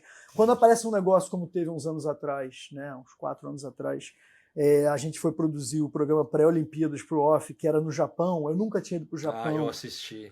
Porra, aí tinha que ficar um mês no Japão e a gente ia conhecer. E assim, não é só conhecer o Japão, né? Com uma pessoa local para te mostrar, e com guia e tudo. Ia conhecer o Japão no litoral, que não é só conhecer Tóquio e Kyoto, enfim. A gente ia viajar e parar no Japão. Eu falei, porra, não, eu não trabalhei 15 anos nesse negócio, 20 anos, e não vou poder sentar nessa cadeira agora. Então, nessa hora eu vou. Só que assim, eu vou numa condição de diretor, que às vezes também faz uma câmera, que também é o produtor, para poder, né, contemplar ali a estrutura e o fato de eu estar fora, né, e assim, fazer valer a pena. Caro, a produção também. E fazer valer a pena para a equipe, eu vou para trabalhar loucamente. Assim, a equipe, quando chegou no final da viagem, estava pedindo para parar, assim, tipo assim, brother, a gente não aguenta. Não dá para todo dia dormir, acordar, pegar o carro e ir para outro lugar, filmar, decupar. E eu assim, mas vocês estão cansados de quê? Tipo, e eu fazia isso e ficava as 8, 10 horas filmando e arrumava um break de 2 horas. Levei 4 pranchas e eu dava uma caída todo dia. Porque aí eu chegava uma hora, botava os caras para me filmar e ia para dentro d'água. Falei assim, agora só tem que filmar surf mesmo e eu ia para dentro d'água. E aí eu consegui equilibrar um pouquinho nesse sentido e curtir um pouco o lugar, mas com a cabeça em 1 milhão de coisas. Tem que fazer, tem que entregar, o orçamento vai fechar, não vai. Era parte do processo, mas assim, fazer isso hoje para mim é muito raro. O normal é a gente montar uma equipe. Eu vou, como a gente fez ali uma produção para Corona de uma semana, vai fazer um negócio pontual para uma marca mais curto, certamente eu vou, porque eu sou diretor, assim, numa coisa que precisa da assinatura. mas viagens mais longas eu deixei de lado. Agora eu sigo sendo o maior, talvez o maior fã de viagem que eu conheço. Adoraria fazer Da muito hora. mais do que eu faço. Tem amigos que viajam muito mais do que eu, né? O próprio Pato, um exemplo. Meus amigos correm circuito. Na época que o Trequinho viajava o QS, eu fiz 2, 3 anos disso com ele. Cara, era alucinante. Eu achava aquilo Que ali, por loucura, mais mano. duro que fosse, a gente sem grana, na roubada, não sei o quê, mas na época sem família, sem filho, se acordar na África, 3 dias depois tá não sei aonde, depois você tá na Europa e você volta e toda hora você encontra as mesmas pessoas. E eu falei, cara, era isso que eu queria da minha vida. Assim. Isso é uma coisa que eu não perdi. Se você amanhã me ligar e falar assim, descobri um lugar novo e volta e meia acontece, vamos semana que vem que vai entrar um Suel, eu vou mexer aqui os pauzinhos para conseguir. Da Eu não hora. consigo deixar de lado essa parte. Espero continuar fazendo isso. Da hora. Chegando perto do fim, mas eu ainda tenho umas coisinhas que eu tenho Tô curiosidade. sem pressa por enquanto. Se você Não, não, já aguentar aí, se você aguentar. Não, eu tô tranquilo. Aqui é mais tarde também, então eu já tô tranquilo, já passei do meu horário nos outros trabalhos, que é o que me faz ganhar dinheiro também.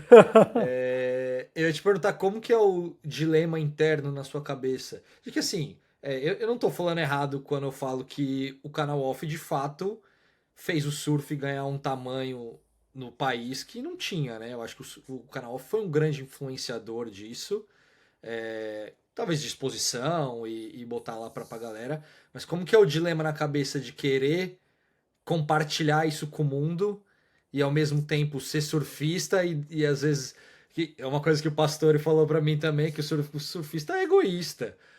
O surf é um esporte egoísta. Como que é isso na sua cabeça de que, porra, quero compartilhar isso, dividir isso com geral? Você tá me escutando? Cara, tô te escutando. Tá me ouvindo aí? Ah, tá. Só, é que o meu deu uma travadinha. Só para aí eu fechar a pergunta. E aí também tem o caso de como que era, já emendando, como que era viajar para os picos para filmar os picos. Porque tem esses dois lados, né? O primeiro é de você querer mostrar para todo mundo, mas depois, porra, quanto mais gente na água, acho que já é possível ver um reflexo nos últimos 10 anos, sei lá, desse crescimento. E também para chegar para filmar picos e já teve roubada de querer filmar pico e chegar local e encrencar com vocês. Como é que foi isso? Como é que é isso? Cara, não é simples. Eu acho que eu sou a maior contradição ambulante nesse sentido. Eu não sou o único, certamente, mas é uma contradição eterna, porque o surfista é o bicho mais egoísta que tem, no sentido de querer o esporte para si, aquela prática para si. O Fred Dorey descreveu isso muito bem. Assim, o surf é um recurso finito, né? Agora, com as piscinas, talvez, daqui a 50 anos, quando elas realmente forem muito acessíveis, talvez isso mude, mas hoje ainda é um recurso finito, muito limitado. Você entra na água e as ondas demoram minutos, às vezes horas para vir. E se você tiver 5 caras é uma experiência, se tiver 50 é uma outra. E com 50, na real, você já nem quer mais.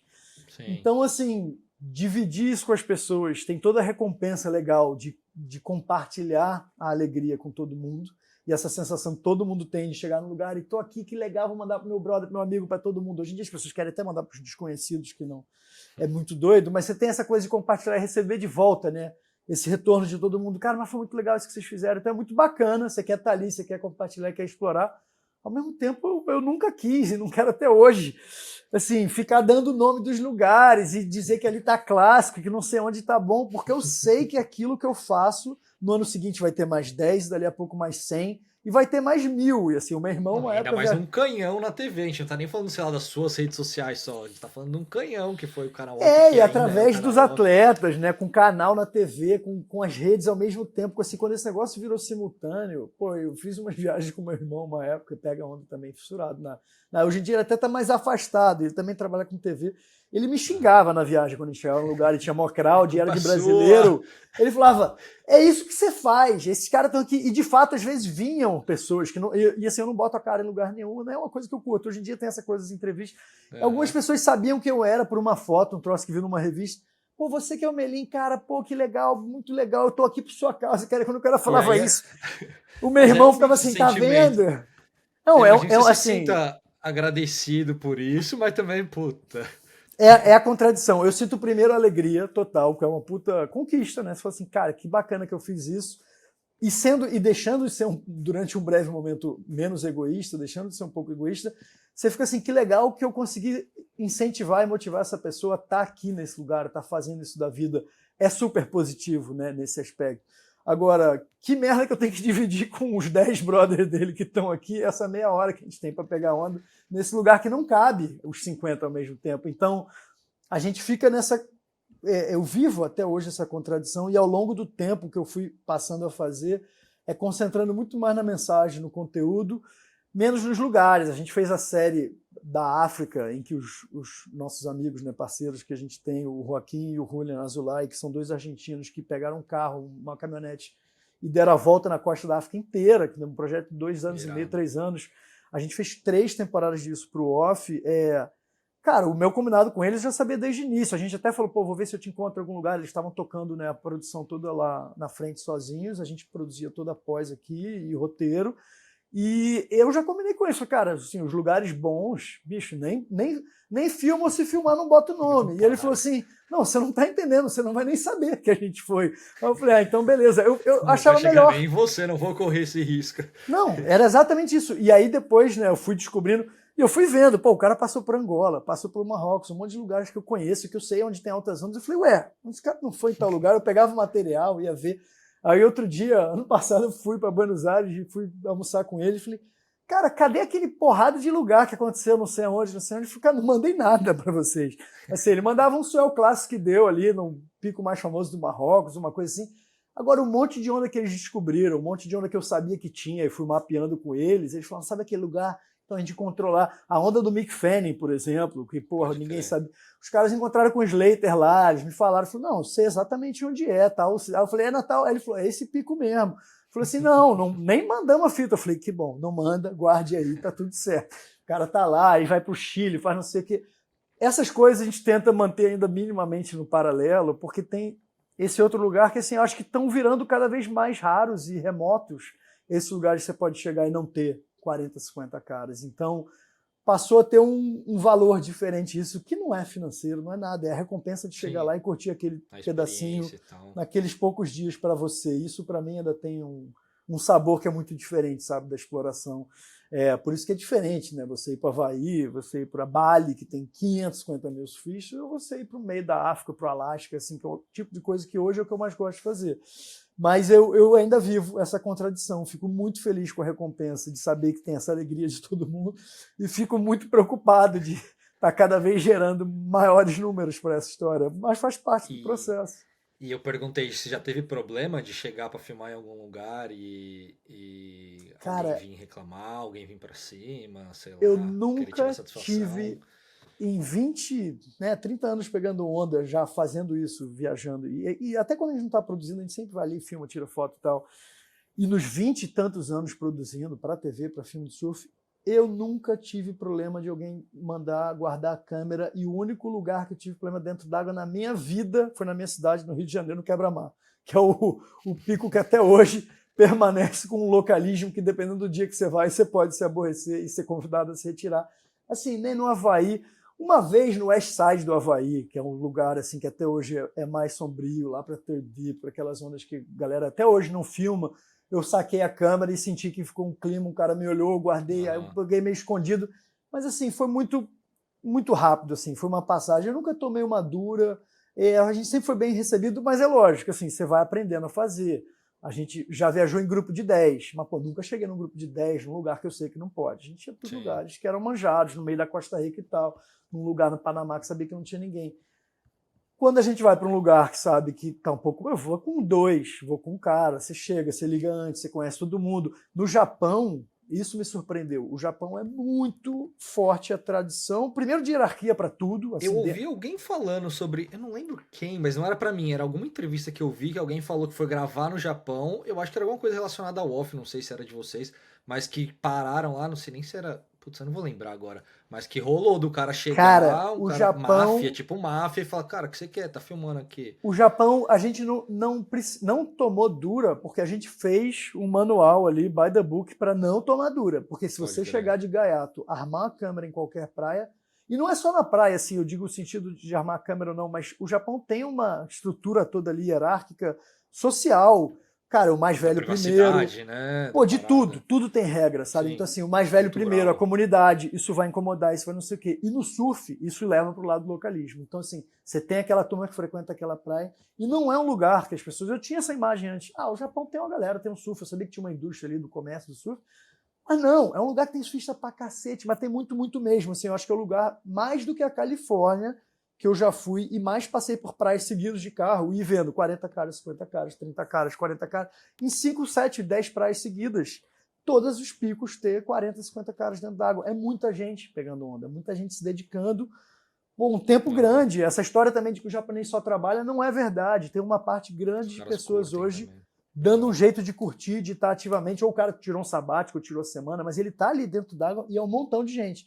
E a gente teve que passar por esse processo com o Pedro Gomes, que é fotógrafo brasileiro que mora há 20 anos no Japão, que fala, obviamente, fluentemente, e falou, cara, não, aqui não dá para chegar. A gente ali olhava, tem altas ondas, não dá para ir para praia agora. A gente tem que ir lá na casa de não sei quem, para ir lá pedir a benção do Hum. cara, pô, o shaper, o guru Mas essa é a local. importância de ter essa consultoria local ali, porque Total. Então a gente senão. chegava lá, aquela coisa, você faz a reverência, quase que bate uma continência. Pô, tamo É aqui. assim mesmo? Você não tá. Não é, Assim, é assim, literal não, não, mesmo? literal. Você faz a reverência e fala, ó, pô, toma Caralho. um chá com o cara, você tem todo o processo. E aí fala assim, cara, tamo aqui com três, era, né, só tinha um surfista, que era o Denis Chihara, tamo aqui com um brasileiro, mas tamo com 3 câmeras, o cara é fotógrafo, a gente vai filmar.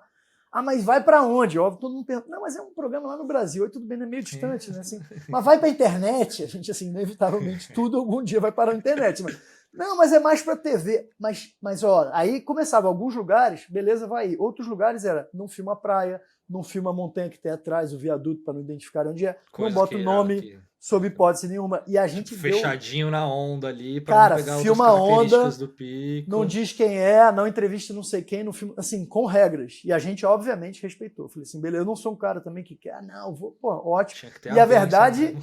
e quando eu vi as ondas que estavam dando e o mar que era, eu falei, cara, eu não quero também botar o nome, porque eu quero voltar aqui ano que vem. E já tinha É, porque bastante era gente bom dentro mesmo, d'água. era irado Cara, mesmo. é 5 estrelas. Se você der sorte de pegar um swell de verdade lá, tem algumas, assim, ondas de fato internacionais. A gente pegou uns point breaks, assim, nível internacional mesmo, de pegar tubo de 6 pés. O Denis pegou 2 tubos numa onda de 200 metros, de um monte de manobra perfeito, terral. Alguns dias, assim, não foram situações só isoladas. Então eu falei, cara, esse lugar é incrível, tem um baita potencial, já tem um monte de gente surfando, alguns lugares um pouco ainda mais afastados, mas é muito controlado. Então, nesse sentido, a gente respeitou as regras, como respeita no Havaí até hoje. Você não chega lá e bota a tua câmera na frente do cara que está lá há 30 anos, você chega Sim, ali do sim. lado. Até hoje, ali em Backyard, Viland, a gente filma, mas tem um certo protocolo, vê quem está na água, às vezes alguém pode reclamar. Eu dei a sorte de nunca ter tomado essa dura. Eu já ouvi histórias horríveis, mas acho que também hoje em dia, né? Como é que o cara vai impedir com o celular? O maluco chega lá e alguém já É virou câmera. complicado, é. Então, assim, isso também está com os dias contados, eu acho. Justo.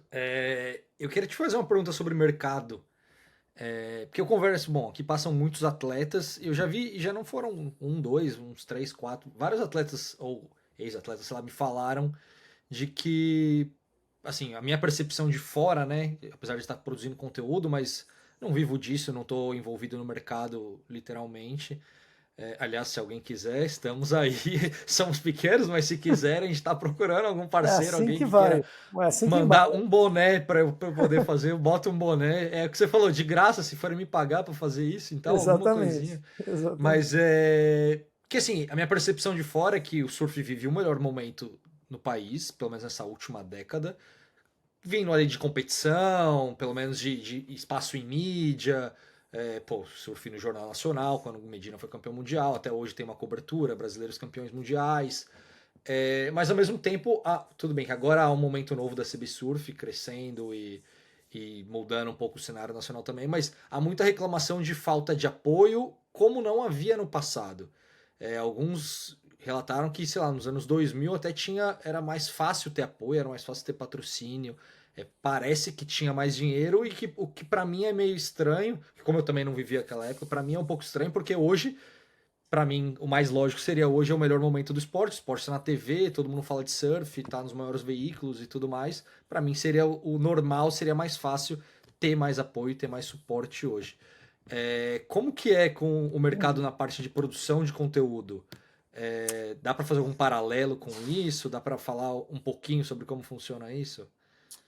Cara, essa é uma conversa que a gente tem muito dentro do surf, né? Assim, o mercado de conteúdo, ele é uma coisa muito plural, muito grande, né? Quando a gente fala em conteúdo, ainda mais do que a gente faz no SAL, tem essa parte que é entretenimento, que são os programas, os projetos que a gente está fazendo até para outras plataformas, querendo fazer negócio para Netflix, para Amazon. Tem a parte de publicidade, tem a parte filme de surf, tem filme artístico. Tem muitas frentes, então é difícil. Nesse sentido, o mercado não acompanha sempre os mesmos movimentos. Mas olhando para dentro do surf e o conteúdo nessa história, aí sim acho que anda junto. A gente conversa muito isso em grupo de WhatsApp. Eu tenho um com o Marcelo Serpa, com o Márcio Santoro, com os publicitários de São Paulo, e que são surfistas. E a gente fala muito, né, desse histórico, desse timeline. Por que o surf dá esses voos de galinha, né? Decola, arrebenta e de repente está em todos os lugares. Daqui a pouco atletas passando perrengue de novo, e circuito com dinheiro, circuito sem dinheiro. E a verdade é que eu acho que ele tem um tamanho, né? O Júlio Adler fala muito disso. Assim, o surf tem um tamanho, um alcance, que a gente às vezes estica essa corda um pouco e faz dele um pouco mais elástico. Isso é um movimento que acontece, cara, há quase um século, desde o Duque Kahanamoku. Quando o cara sai pelo mundo e vai levando surf, aquilo ali acontece numa escala muito maior do que só ali no Havaí. Aí esse troço some. Aí daqui a pouco você tem um filme que nem a Gidget nos anos 50 e depois o Endless Summer, aquele troço explode de novo, e Beach Boys, e um monte de gente pegando onda, e você acha que decola, todo mundo usando uma roupinha de surf, daqui a pouco some por mais uma década e meia. E o surf veio passando. Eu acho que é normal esses ciclos de entra na moda, sai da moda, fica com tamanho. Eu acho que a grande diferença é que o último ciclo botou todas as pessoas dentro d'água. O que vinha acontecendo antes era os jovens iam para dentro d'água. Quem tinha 20 anos na ocasião, 15 anos, 12, ia para dentro d'água. O cara de 40 não ia, até a década de 80. Na década de 80 e 90, ninguém começava a surfar com 40, 50 anos. Você não podia ter um cara, mas você não tinha escolinha para essa turma. E esse último movimento de 2010, 2000, assim, da geração brasileira Storm, a coincidência também, mas também um momento de mundo, eu acho, tá? Assim, um momento em que o mundo inteiro acho que é tudo. Abraçou cada vez mais a história da vida saudável, e aí pandemia vai mais. Exato. O lifestyle de pé na areia, em que todas as propriedades que são perto da praia no mundo explodiram de valor nos últimos 20, 30 anos, assim, numa curva ascendente muito maior do que vinha antes. Então, acho que todos esses movimentos e todas essas frentes, né? Aí a Surfwear tem essa explosão dos 80, aí some, aí vem de novo 2000, das pessoas usarem, né? Você entra no ônibus em Tóquio e tem alguém com a camiseta de Quicksilver Hip Cool no interior de São Paulo, em Bauru também. E agora elas vivem na baixa de novo, exato. E agora já não estamos nesse movimento. E o que aconteceu no último ciclo, que foi a diferença, é engraçado, foi muita gente para dentro d'água, e o surf finalmente passou a ser o esporte da moda, inclusive dos tomadores de decisão, né? Antes a gente brincava, cara, onde se fecha os grandes negócios? Jogando golfe. Os executivos estão todos jogando golfe. Hoje em dia os executivos estão pegando onda. Assim, né? Nesse sentido, né? Até tem sido engraçado essa migração. Antes era o tênis, era o golfe. Agora, cara, você quer marcar uma reunião, você quiser marcar um papo, você vai encontrar o cara na Havaí, você vai encontrar dentro da água em Maresias, você vai estar ali com os caras que é o presidente da Ford, do banco, de não sei o quê. Você vai na piscina, como eu tive semana passada no Boa Vista, porra, dentro d'água, pegando bem o cara do Itaú, o cara de não sei da onde, porra, da Gerdau, assim, os né, tomadores de decisão do país. Isso é bom pro mercado, ter esses caras envolvidos no esporte. Isso que é curioso, eu não sei se está gerando um impacto direto, porque assim, eles estão na condição de praticantes, de espectadores, talvez, mas não necessariamente assim. O cara tem empresa dele, o cara tem um banco, o cara porque tá fazendo também, não sei se você concorda, mas o surf não, assim, era a próxima pergunta que eu ia te fazer, se já falando agora Brasil, né, falando de mercado brasileiro, se já atingiu o ápice que tinha que atingir, por mais que às vezes, não sei, as pessoas tentem, eu acho isso pelo menos, que não vai passar muito mais disso, porque não tem como passar disso. A gente pensa, sei lá, competição, que é uma coisa que movimenta muito. Competição não vai muito mais para ter, tá na Sport TV, ficou anos na ESPN, que era um canal grande, tá na Sport TV, que é um canal gigante, e não tem como melhorar, saca? Já tá batendo ali no teto. E para quem é leigo, não assiste competição, é mais talvez aquele cara que vai pro lado do lifestyle, que vai pra saúde, prática de esporte. Mas essa é a pergunta que a gente faz para tudo, né, Gui, nesse sentido, assim, mas precisa crescer? Assim, vai crescer para onde? Exato, tem essa também. E talvez seja isso, assim, o surf chegou até no âmbito esporte competição, no máximo que dava que era Olimpíada, assim, cara, não tem maior que esporte olímpico, ele só pode ser um esporte olímpico ainda mais praticado, com mais visibilidade. Mas eu acho que ele tem esse tamanho e ele conseguiu conquistar as pessoas no sentido de ter agora literalmente milhões de praticantes. Você vai para Portugal, você vai para Bahia, cara, você tem um monte de gente da Alemanha, da Suíça pegando onda. Você vai para Maldivas, tem um monte de israelense, um monte, assim, centenas, milhares. Bali, então, nem se fala, todos os russos, assim, povos que, cara, não tem a menor cultura de praia, gente que às vezes não tem nem litoral no país e os caras estão lá pegando onda e às vezes hoje em dia estão pegando onda direito, bem. Isso aconteceu no sentido do surf conquistar e a pessoa ir para dentro d'água. Então, talvez, vai vender mais prancha. As marcas de prancha definitivamente cresceram no mundo. Quem faz prancha dessas em série de espuma definitivamente ganhou dinheiro. Talvez vai vender uma bermuda, um troço, a quilha específica. Mas todo o conjunto da cultura do esporte, ele cresce por tabela, mas não necessariamente vai ficar gigante e ter milhões de praticantes, porque aí também tem isso, tem essa limitação. O surf não é fácil de aprender. Já não é mais uma coisa barata como foi algum dia. Pega uma prancha, uma bermuda e vai. Agora tudo tem mega apetrechos, uma cordinha custa R$400, é um negócio assim, absurdo.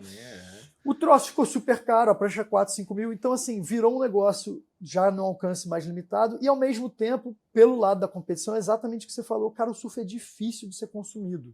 Se você já não pratica e já não tem muito interesse, é chato de ver. Eu amo ver, mas ele é chato. Você bota um cara que não assiste uma bateria de 30 minutos que 1 minuto e meio foi em pé na prancha, 2, os outros 27, 28, 30. Sim, você fica, caraca, os caras passaram remando, esperando. Aí você mostra a galera na areia. De julgamento, o julgamento é impreciso. Nem a gente que acompanha entende. Imagina pegar alguém para começar a acompanhar isso. Esse é o debate mais inútil e fútil assim, da história. A gente leva tão a sério que a gente quer discutir se aquela manobra que o cara fez foi 40 décimos, 4 décimos, se foi 1,5 ponto a mais, a menos, porque o cara virou mais a prancha. Assim, é um grau de detalhe que as pessoas não vão alcançar, nem entre a gente se entende. Eu tenho debate com o juiz, do Medina com não sei quem, o Medina acha um troço, eu acho outro, às vezes concordo. Cara, a gente fica num lugar assim que é muito para quem gosta. Pro cara que tá passando, que quer ver gol, que quer ver sexta, quer saber quem ganhou, e aquele troço de meia hora, que não tem hora marcada, que diz que vai ter amanhã, chega amanhã, não tem, aí passou agora para 5 da tarde, o cara tá no trabalho, falou, pô, mas era 9 da manhã hoje, agora não, agora é 3 da tarde, próximo call, ele falou, que porra é essa? Como que eu não sento aqui, posso abrir minha cerveja e ver esse negócio? É um saco, é muito difícil, talvez as piscinas levem para outro lugar, mas atualmente o campeonato na piscina também é chato, porque é previsível. A piscina é fantástica de surfar, de assistir, já não sei se é tão legal, então tem todos esses obstáculos que eu não sei se vão ser superados. De verdade, também não tem nem interesse assim, que necessariamente aconteça. Se crescer, legal. Se não crescer, também tudo bem. A gente já ficou muito grande. Tá tudo muito grande no mundo, assim, né? Precisa crescer para quê? Sim. Essa nossa mania de que tudo tem que ser sempre para cima, às vezes tem um custo. E o custo do surf, cara, não tem onda hoje. E recurso para todo mundo. Então, vamos botando mais piscinas de pé e tentando navegar no meio da galera. Mas, assim, dito isso, acho muito legal o surf ter conquistado tudo que conquistou. Eu acho que é muito mais motivo de celebrar do que de ficar...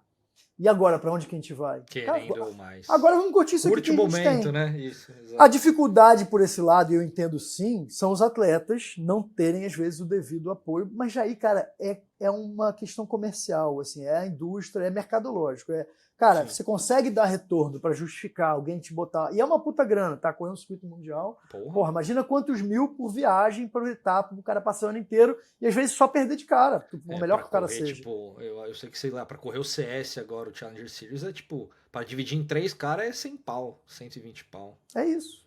E assim, já me falaram aqui no podcast também. Qual é a marca você que viajar vai sozinho, botar? Imagina, não tem... E vai botar para quê? Para ter um adesivo na prancha, para talvez o cara fazer o retorno é muito baixo também, aí o outro né, cara tá só dando aéreo ali no quintal da casa dele e tem muito mais engajamento do que o que tá correndo no circuito. Então, assim, essa dinâmica e essa métrica de quanto que vale a pena investir versus quanto que as marcas tiram, é lógico que sim, em alguns momentos os atletas são, né, não vou dizer tirado vantagem, porque eu não consigo acreditar. Não quero acreditar que tem má intenção, mas o mercado vai levando para um lugar, às vezes, que pode explorar mais a imagem, pagando menos do que deveria no retorno que tem.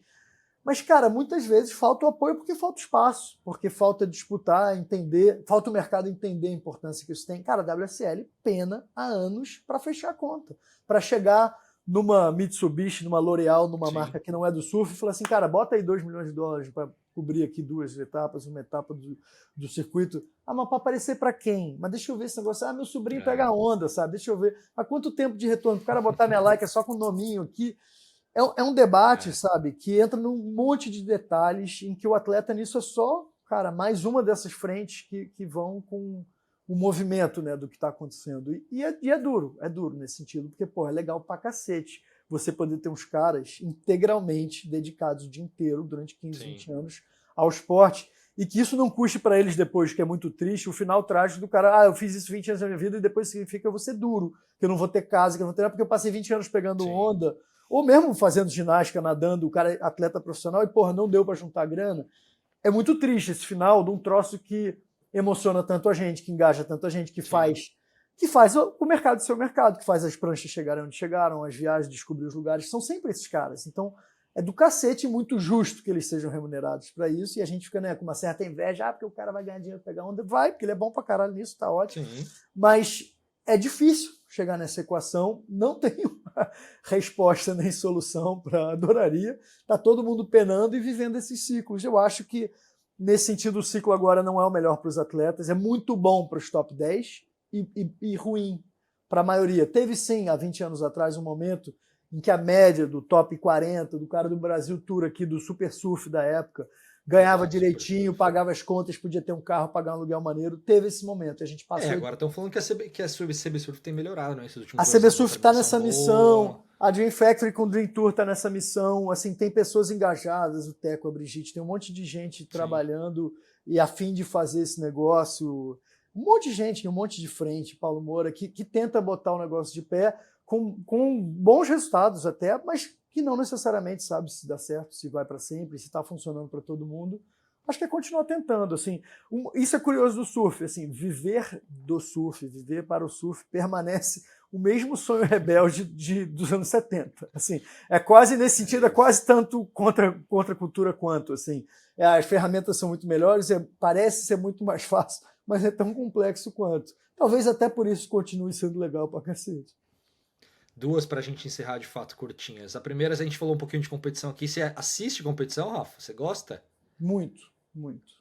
Mas Às assiste vezes, assim, todas as etapas, cara, tenta tento. acordar, assistir. Não, tento, não sou mais religioso como já fui, do tipo, para o que eu estiver fazendo para ver, tive esse momento engajado, quando viajava com os moleques, eu queria continuar acompanhando, e quando eram os meus amigos muito próximos, porque assim, porra, Medina, conheço, é amigo, mas não é um cara que já está mais no dia a dia comigo, né, já de outra geração.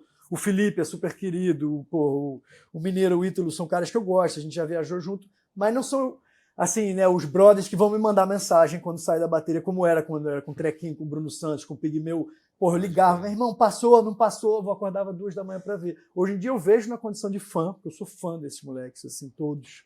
A turma toda do Brazilian Storming, né, que a gente assim, ajudou a batizar e dar né, dá um pouco da imagem, mas assim, o trabalho é deles. Quando você fala muito do off, eu concordo, mas eu vou te falar.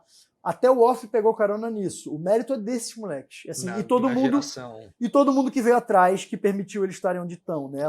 Os caras que trilharam o caminho antes, de toda a geração, desde Pepe Lopes e até antes, até chegar aqui, Fábio Gouveia e toda a turma, mas o mérito é deles de terem ganho as coisas, de terem chegado, batalhado, conseguirem de fato ir lá e ganhar os primeiros títulos de todas as etapas. E aí o off, todo o movimento que veio, acho que pegou carona nessa história de ganhar, porque o brasileiro mais do que, né, os amigos gosta do campeão, né? O brasileiro não gosta de esporte, gosta de ganhar. Então, assim, vai ver o esporte que o cara estiver ganhando. A gente tem vários exemplos. A gente tem automobilismo, tênis, o próprio UFC. Onde estiver ganhando, a galera vai assistir. E se estiver perdendo, daqui a pouco você some. Então, o surf viveu e vive isso ainda com esses meninos, e muito merecidamente. Então eu paro para assistir sim quando eles estão lá, na medida do possível. Mas hoje, cara, já acontece de eu perder 2 dias da etapa, vou catar lá ali nas quartas de final. Mas não gosto de perder. Assim, se for 3 da manhã, pode ser que eu veja no dia seguinte, no resumo. Mas eu gosto de estar ali, gosto de torcer. E se eu puder estar na etapa vendo ao vivo, eu acho alucinante. Muito legal estar ali. Saquarema fica um pouco cheio demais, porque, cara, é muita gente, às vezes fica meio tumultuado. mas é um espetáculo bonito pra caramba. Mas as etapas que tem um pouco menos gente, cara, é muito legal você sentar na areia. Eu não gosto nem de ficar no palanque, área VIP, não sei o que, é besteira. O negócio é sentar na areia, ficar perto do surf e ver a galera, sabe? Isso é legal pra cacete. Eu acho encantador, mas eu sou o cara que aguenta ficar meia hora vendo os caras sem pegar onda. Pode crer. E agora, de fato, pra gente encerrar, próximos passos. Eu ouvi você falando. Bom, vocês ainda estão produzindo bastante pro off? Como tá a produção de surf hoje? Cara, o Off deu um intervalo de 1 ano nessa mudança de Que eu não diretoria sei se eu do te falei, Bonfim. eu não moro no Brasil, né? Eu moro fora. Hum. Então, eu não tenho muito assim, eu acabei me desconectando um pouco do off, das produções de conteúdo assim, porque até dá pra ver alguma coisa ainda, não, nem sei se tá tudo lá, eu acho que caíram muitas coisas eu tentei assistir, por exemplo, usando o Globoplay, e eu lembro que antigamente você tinha tudo do off pra assistir, séries antigas, todos os episódios. Eu fui caçar umas coisas antigas que eu queria ver de novo, por exemplo, documentário do Mad Dog, sei lá, aquela série do Mad Dogs que eles Aham, fizeram. Eu queria aham. assistir e não tinha mais no ar. E sumiu, eu vi que sumiram várias coisas de Cara, lá. tem coisas que, como na Netflix, acaba a licença e vai trocando, né? Entendi. Mas vocês estão, como que tá a produção pro off hoje? E aí eu vou te perguntar, porque eu ouvi você falando de Netflix, de Amazon, eu queria perguntar qual que era o próximo passo do Sal. Cara, a gente segue produzindo pro Off, sim, e para outros canais, como a gente fez Multishow, Biz, a gente segue fazendo experimentos de programa de música, e a gente continua abrindo outras frentes nessa parte de entretenimento, dos programas de TV, dos filmes que a gente quer fazer. Faz muito tempo assim que a gente não bota de pé um projeto de filme mais longo, de surf ou de qualquer outra coisa, de música, um Aham. documentário, assim, que é o que eu realmente gosto e curto, né? E é o que eu sei fazer, assim, quero retomar esse tipo de projeto e a gente já está em umas conversas. E estamos nesse movimento de se manter dentro do canal, o off diminui um pouco a intensidade de produção por N questões internas de logística deles. E acho que está retomando aos poucos, a gente segue renovando algumas séries ali, mas não tem mais 10 séries por ano, com aquele monte de Pode episódio. crer. Não tem nesse momento essa frequência, espero que retome em algum momento, que a gente adora fazer. Mas a gente já está em conversas com plataformas e outras frentes que a gente está namorando há um tempo. É um processo que é longo, cara. O audiovisual é demorado, né? Assim, você vai ver as histórias É, dos filmes, das séries, tudo demora 5, 10 anos para sair do E papel. deixa eu aproveitar, Netflix, a gente tá falando aqui desses streams gigantes de hoje em dia, né? Netflix, Amazon, sei lá, essas outras que tem aí. É, como que é quando você chega para fazer um pitch, ou como você chega para a ideia, portas abertas, ainda tem alguma barreira com o surf? Como que o surf é visto nesses streamings, nessas grandes corporações? Cara, hoje a gente fala de muitos tipos de projeto. Então, assim, nossas portas são abertas mais por ser o Sal, menos por ser surfista. Mas, Entendi. de verdade, acho que não. Mas desculpa, Não, são projetos de surf que vocês estão tentando levar não para os lugares, só, ou não não? só de surf. Ah, não só, Muitos mas não tem são surf mais. também. Tem surf porque eu não vou deixar de fazer. Os meus preferidos são de surf. Mas tem os de outras coisas, tem de N coisas, tem de esporte, tem de Entendi, saúde, tem entendi, de música, entendi. tem de viagem. Mas os de surf estão lá e os meus mais queridos que eu quero botar para frente em algum momento são os de surf também. E não tem uma resistência inicial, mas tem sim uma desconfiança. Assim, tem uma parte do mercado que ainda vê como uma coisa pequena, que em alcance de números em alguns aspectos é mesmo, né? Assim, mas é de surf, como é Aham. que é de surf? Só de surf? Assim, a história de surf é para surfista. Aí você tem que ir lá levar, mas existem feitos milhões de surfistas no mundo, não sei o quê. Ah, é mesmo? Tem isso tudo. Assim, tem ainda um não entendimento em algumas frentes, apesar que hoje em dia, né, os números estão mais abertos, as pessoas têm um pouco mais de informação, Sim. mas ainda tem uma coisa de ser olhado, né? Se você vai para o escritório da Netflix em Los Angeles, se você vai falar com os caras da Ambev em Nova York, porra, em alguns momentos, né, o surf obviamente não tem o mesmo impacto que conversar dentro da turma do canal off. Mas não é mais uma coisa alienígena, definitivamente. Porra, a HBO acabou de produzir a segunda temporada, se eu não me engano vai para a terceira da série do Garrett McNamara, do 100 Full Wave lá, que é um baita sucesso e que é uma puta produção, com um caminhão de dinheiro. Eu sei que o Taylor Steele estava fazendo consultoria para uma mega série também, falando da Aham. origem das marcas de surf e coisas, tanto para dramaturgia, né, fazer ficção, quanto as coisas documentais. O surf toda hora tá pipocando aí em coisas, né, grandes. Né? A gente Da hora. tá olhando esse movimento e tá se posicionando para isso, mas, cara, sem grandes pretensões. Assim, a gente quer fazer porque gosta de fazer. Se for com a Netflix, ótimo, com a HBO, com a Amazon. Se for no Office, se a gente fizer independente, puser num circuito e lançar filme como a gente já fez, e aí circula o mundo inteiro, legal pra cacete. acho de todas as maneiras muito bacana. Irado. Cara, só te agradecer. Eu, por mim, eu cortei muita coisa aqui, ó. 1h25, dá até mais do que normalmente eu faço. Puta, não falando, nem falamos muito dos programas favoritos do Off, essas coisas todas. A gente pode fazer um outro dia, a gente volta e a gente fala só de produção, só de programa, só de, sei lá, filme e Pode chamar, conversa Gui. sobre produção de Pode conteúdo. chamar. Eu Cara, juro só que te eu. agradecer, Rafa. Só te Claro. agradecer Bom, mesmo. O papo foi obrigado. irado, muito bom. Espero que você tenha Porra, curtido também. fiquei super feliz com o convite. Adoro poder compartilhar essas coisas. Gosto pra caramba de falar do que a gente faz. E quando quiser falar só dos programas, pode chamar. Talvez tenham pessoas a fim de ouvir só essa parte. Dentro do nosso meio, né? Não sei quantas pessoas estão interessadas, mas eu sei que tem uma turma que curte. Cara, tô aí para quando quiser chamar. Sucesso, Fazer vida uma longa. fazer Que uma continue. nostalgia, canal off. Vou fazer uma. Isso seria bacana. Aproveita enquanto ele ainda está aí, tá? Vamos resgatar tudo que pode, fazer essa campanha. Vou divulgar aqui para ver se já alguém bota um boné na tua cabeça aí com uma marca para a gente continuar mais tempo. Eu fiz Prazerzão, um programa esses dias obrigado. eu fiz um programa com um dia com um cara que falou que na média os podcasts não passam de 52 episódios. E o seu aqui já vai ser o 54. Ó, já tá. Já Passamos. o primeiro passo comprei. Tô brincando. Já Mas, passamos Rafa, da média. Parabéns. Parabéns. Obrigado, viu, velho? A gente vai se falando por aí. Valeu.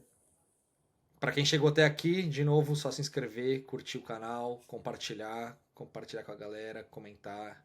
E é isso. Semana que vem a gente volta com mais um episódio. Valeu!